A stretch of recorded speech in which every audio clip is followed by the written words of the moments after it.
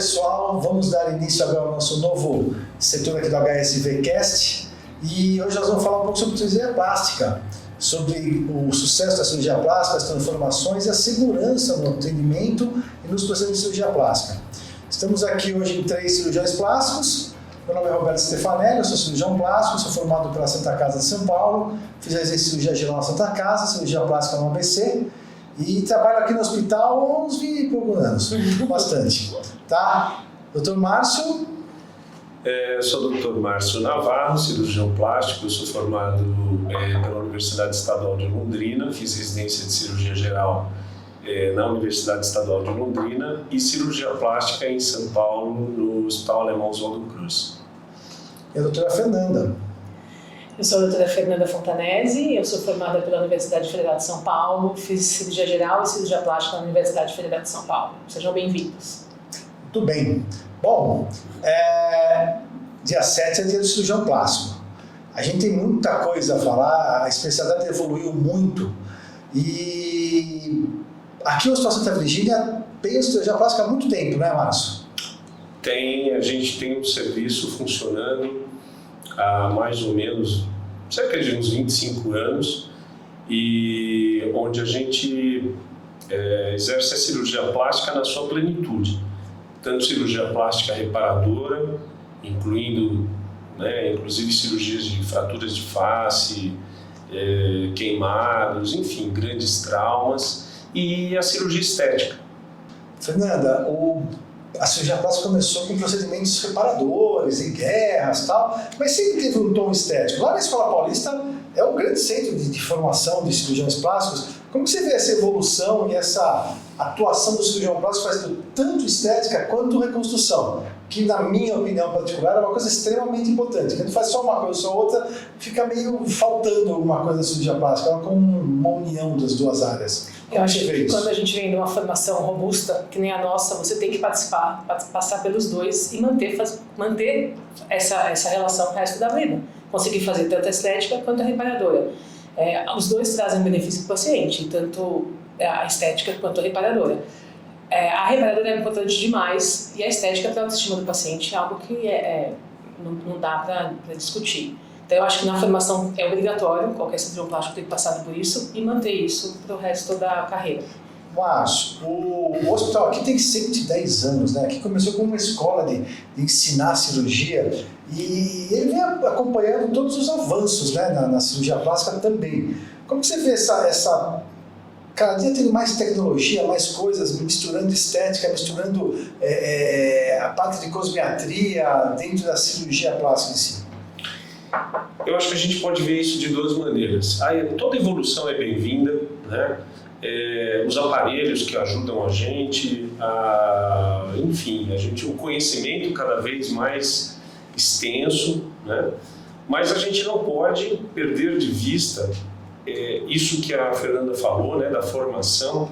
Não é à toa que a formação do cirurgião plástico é uma das mais longas dentro da medicina. São 2, 3 anos de cirurgia geral e 3 anos de cirurgia plástica. Então, é muito importante isso, né? Então, eu acho que a gente acompanhar a evolução da cirurgia plástica sempre com senso crítico para conseguir, porque do ponto de vista mercadológico, muita coisa não efetiva, não eficaz, entrou dentro do rol da cirurgia plástica e o cirurgião plástico tem que ter esse discernimento de dizer o que é real, o que não é, poder explicar para o paciente o que é de verdade, o que não é, o que é seguro e o que não é. Sabe o que eu acho extremamente importante, né? Porque você vai por aí, você ouve...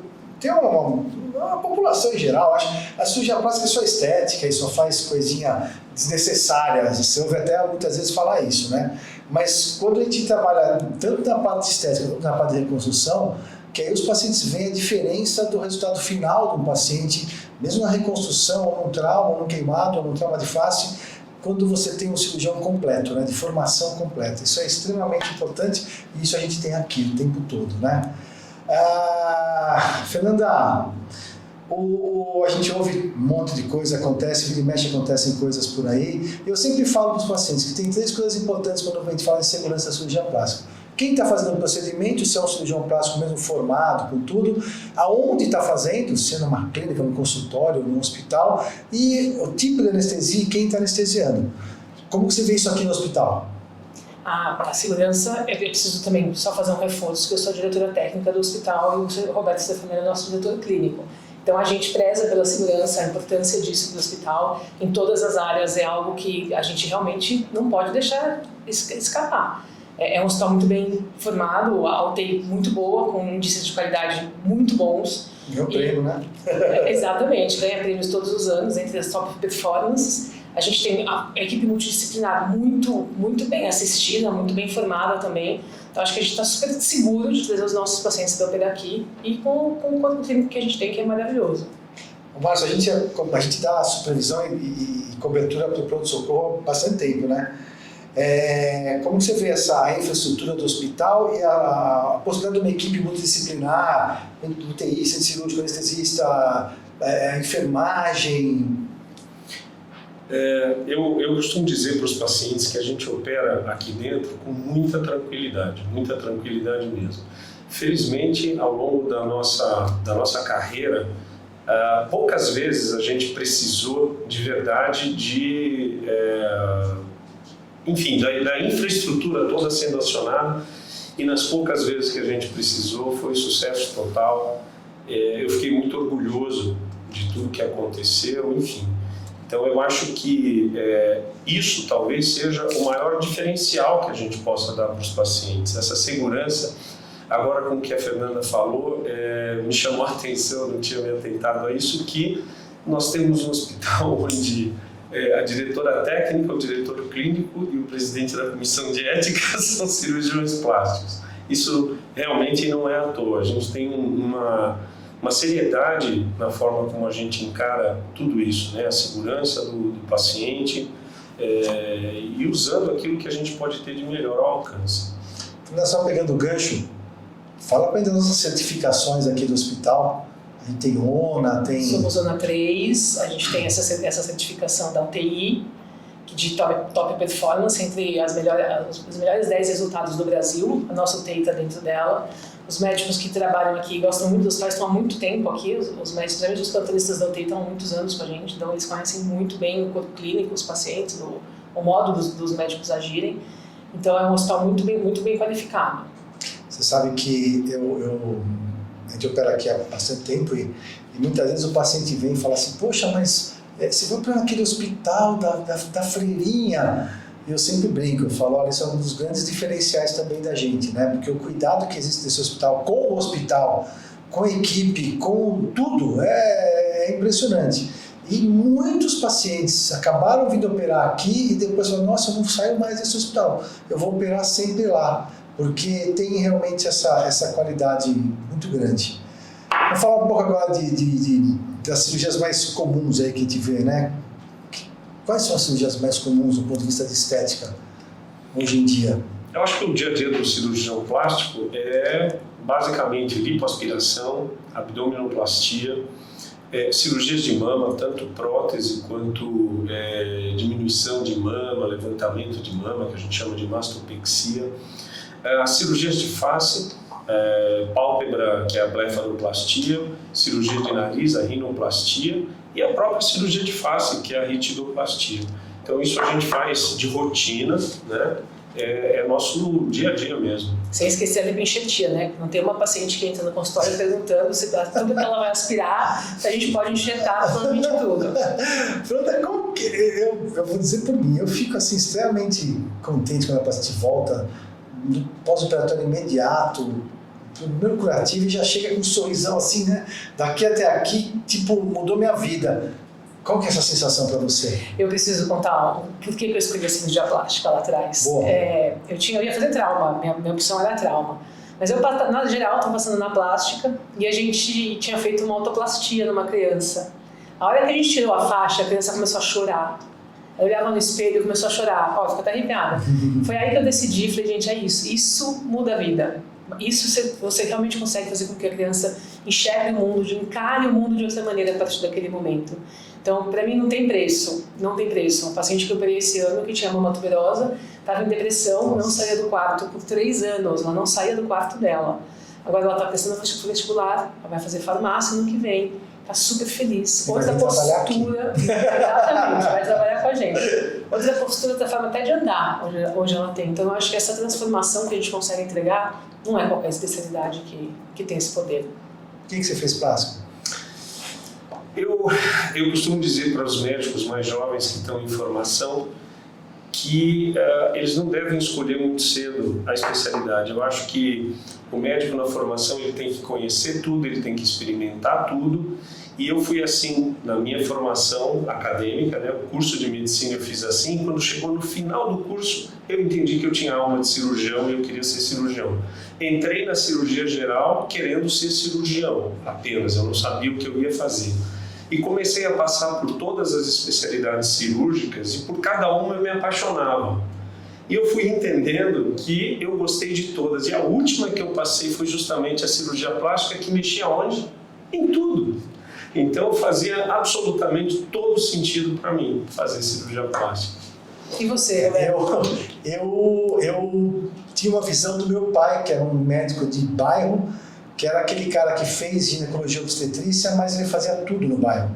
Ele era, além do médico, do pediatra, do obstetra, do geriatra, ele era o psicólogo, o padre, o orientador educacional, o terapeuta de casais, que era assim que funcionava a medicina naquela época. Então eu tinha essa visão, eu queria ser isso. Mas eu percebi que eu era cirurgião. E da cirurgia, eu não tinha uma especialidade. O que eu queria era operar. Eu gostava de operar, cortar, dar ponto, mexer. E eu fui vendo que a maioria das especialidades estavam se afastando disso. Virando tecnologia, virando vídeo, virando robô, virando não sei o que lá. Aí eu falei, aí quando eu passei para a plástica, eu falei, a plástica não. A plástica vai demorar muito para acontecer isso, porque não tem como, você tem que mudar as coisas de lugar. Então você tem que cortar, tirar, soltar, mexer. E a plástica mexe do pé à cabeça, mexe em tudo, mexe com trauma, mexe com urgência, mexe com estética, muito legal. Então assim, eu fui por isso. Eu entrei nessa porque realmente é uma visão global do paciente. Você tem que saber se relacionar com todas as especialidades, com todas as áreas. Você falou do trauma, eu trabalho com trauma até hoje, eu estou há 32 anos no resgate, trabalho com bombeiro, sou diretor de educação do comitê de trauma, eu não larguei o trauma. Essa doença está aqui e acho que vai ficar por muito tempo.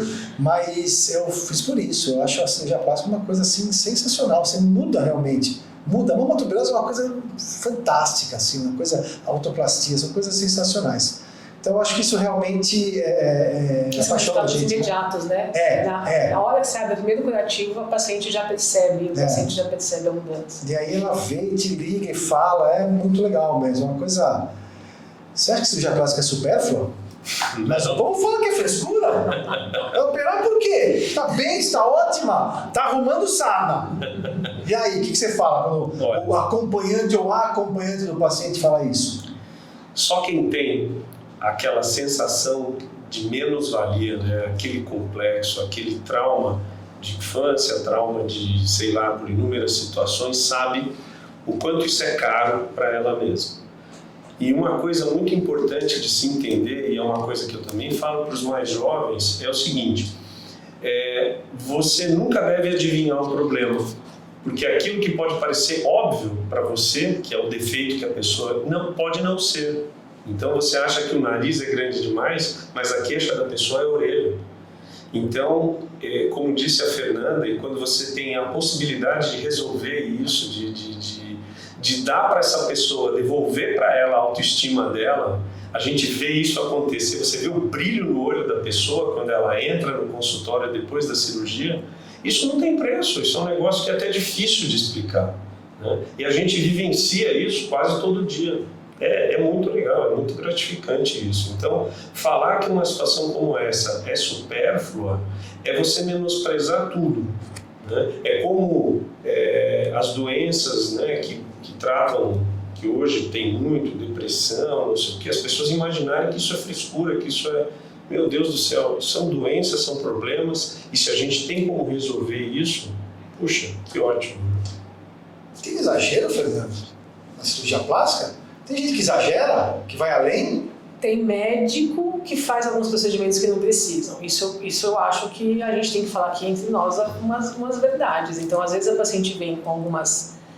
Isso, a paciente veio falando para você assim, ela tem 1,60 m, pesa 54 quilos e fala assim, eu fui num médico e falou que eu comprei uma prótese de 450 ml. E aí?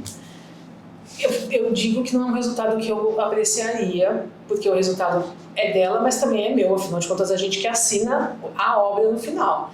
Então eu digo que não ornaria, o tórax dela não comporta uma prótese desse tamanho, vai ficar exagerado, e acho que até a gente poderia procurar algumas coisas na internet para mostrar, olha, aquelas atrizes italianas antigas que usavam bastante, mostrar que não cabe nesse perfil. O paciente veio me perguntar se eu colocava prótese de bumbum. Eu falei que eu não gostava do resultado e eu não coloco. Então, eu acho que a gente tem que sempre ficar firme nos nossos princípios, assim, porque aí eu acho que a gente pode desvirtuar um pouco a especialidade, né? A cirurgia plástica como um todo. Mas o exagero da paciente, não tem. Se o paciente diz para você, eu não estou feliz com a minha mama, ela não está feliz com a mama dela, ela não vai à praia, ela não vai colocar o maiô, ela não vai querer tirar a roupa na frente do marido. Isso muda a vida da paciente. Então, eu acho que, no ponto de vista do paciente, não, mas tomar muito cuidado com algumas indicações exageradas que a gente vê no mercado. Mas da paciente, não, a gente sabe quanto isso vai mudar a vida dela, o quanto ela vai encarar a vida de um jeito mais fácil, quando ela conseguir resolver as questões que a incomodam, e o paciente também. Nós estamos na internet, a gente está fazendo isso aqui para a internet, para a rede social. É bom ou é ruim a rede social, Marcos? A rede social carrega o anjo e o demônio junto com ela. Ela é informativa, ela é rápida, ela é acessível e, ao mesmo tempo, ela pode ser destrutiva. Então, eu acho que a gente não pode demonizar a rede social. Ela faz parte do nosso dia a dia hoje, a gente não tem mais como voltar para trás, né? Mas ela não pode credenciar ou descredenciar um profissional. Ela não pode ser a única fonte de referência, né? Então, o que a gente tem visto muito hoje, quando a gente ouve dos problemas que estão acontecendo, você vê que o cara que faz a melhor propaganda na internet, que pode não ser o melhor cara, né, o melhor cirurgião, o melhor profissional, ele acaba levando. E aí as barbaridades vão acontecendo. Então as pessoas têm que tomar esse cuidado. A rede social não é a única fonte de informação, a pessoa tem que pesquisar, tem que saber de onde veio o profissional, qual a formação dele, o que ele faz, né? Recentemente a gente teve um caso grave aqui na cidade, onde o profissional tinha, enfim, ele tinha uma série de problemas no passado dele e a pessoa simplesmente não checou, não percebeu, né? Então eu acho que a rede social, ela usada só de forma comercial para vender, é perigosa, é bem perigosa, mas ela pode ser uma ferramenta de grande ajuda. Eu acho que eu vou falar uma coisa que eu falo da minha enteada. A minha enteada tem 15 anos agora. Quem não sabe fazer TikTok, que faça residência, né? Se não se garante um TikTok, vai fazer residência, é isso? Eu falei pra ela, eu sempre falo pra ela, você checa a fonte. Checa a fonte. Não acredite no que você leia. Cheque a fonte, checa, recheca, vai em fonte confiável, é o mais importante. A fonte confiável é que traz para você a informação confiável, para não ficar vulnerável a esse tipo de ação. Como que você sugeriria para as pessoas, como que se procura um profissional bom? Um procedimento bom? Vamos ampliar. Não é só o profissional bom. O profissional bom tem que estar no hospital bom, tem que estar com o anestesista bom, tem que estar com uma equipe boa. Como que você procura hoje isso? É no Insta? É no TikTok? Não, acho que tem que nas referências, né? Todos os profissionais têm referências passadas, né? Acho que a gente tem que procurar as referências desse profissional para entender como ele é visto no mercado. Tanto no CRM quanto na Sociedade Brasileira de Cirurgia Plástica, que são as duas melhores ferramentas que a gente tem na internet, né? Começa por aí. A Sociedade e o CRM estão fazendo uma campanha porque o mercado está louco, né? Tem qualquer profissão agora, tem esteta, não sei o que esteta, não sei o que esteta, é tudo esteta. Tá meio bagunçado, porque quem faz o quê, quem pode fazer até onde pode ir. Tanto o CRM quanto a Sociedade Brasileira de Cirurgia Plástica estão fazendo uma campanha para procurar um médico. E aí o caminho é esse, então, primeiro procurar o CRM, ver se está inscrito, se é especialista, se tem o título, e na sociedade também tem essas informações. E aí, mas dá para operar no consultório? O que você acha, Fernanda? Dá para operar no consultório? Eu acho assim, a gente tem alguns tamanhos de cirurgia. Um lóbulo bífido, dá para fazer no consultório. Romper o brinco. Dá para fazer no consultório. consultório. Uma lipo, já não dá. Uma lipo eu já me sentiria mais segura fazendo dentro do ambiente hospitalar, que é o que a gente consegue entregar. Então, cirurgias grandes, de médio porte, grande porte, ambiente hospitalar. A gente tem o DEI, não tem só o centro cirúrgico, a gente tem o DEI aqui onde a gente pode fazer uma blefaroplastia. Então a gente vai fazer isso dentro do ambiente hospitalar, com toda a equipe multi, com a retaguarda que a gente tem, com a esterilização que a gente faz, com a sala bem limpa. Muito importante isso. Material esterilizado, exatamente. Com qualidade, com certificação. Tudo limpo. Com ou sem anestesista? O anestesista é sempre uma segurança para a gente e para o paciente, sem dúvida nenhuma. Então, eu acho que a presença do anestesista é muito importante, né? E não é qualquer anestesista, a gente tem que se preocupar. Hoje eu sempre falo para o paciente que a anestesia evoluiu muito nos últimos anos, então a gente tem que se preocupar com a qualidade do anestesista, isso é muito, muito importante. Tem um caso para contar, antigo, já quando eu era residente, eu acho que o anestesista também era residente. O paciente não acordou tossindo e perdeu toda a sutura do músculo do reto dela. Então, depois que a gente abre tudo, começa tudo de novo, reanestesia a paciente, faz isso. Não, começa pior porque está tudo já hematoma, mexido. Já. Então, você sempre tem que ter em mente que o anestesista é, sim, uma grande parte do sucesso da cirurgia depende dele. Por isso que quando eu falo a gente fala de segurança da cirurgia, né, eu comparo sempre a cirurgia com um avião.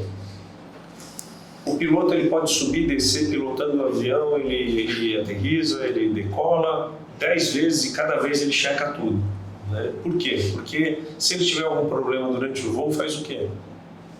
E a cirurgia é muito parecida. Não adianta você entrar em qualquer lugar, em qualquer situação, em qualquer sem checar, sem você ter a segurança, sem você ter um plano B, sem você ter uma retaguarda para fazer a cirurgia. Isso é muito importante. Você sabe que a gente vê às vezes o pessoal, agora com a internet, essas coisas, fazendo consulta online, fazendo consulta à distância, sem ver, sem mexer, sem olhar tudo.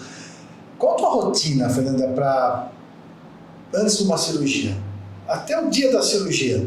Você vê quantas vezes o paciente, mais ou menos, você pede exame, você não pede exame, pede para ver, passar consulta com o anestesista. Qual a tua rotina?